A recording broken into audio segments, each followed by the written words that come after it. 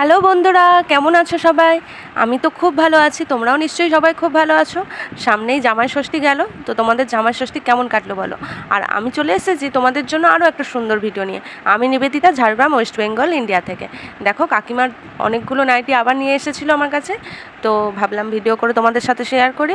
দেখো, তোমাদের যদি কারো এরকম নাইটি লাগে তো তোমরা অবশ্যই কন্ট্যাক্ট করবে।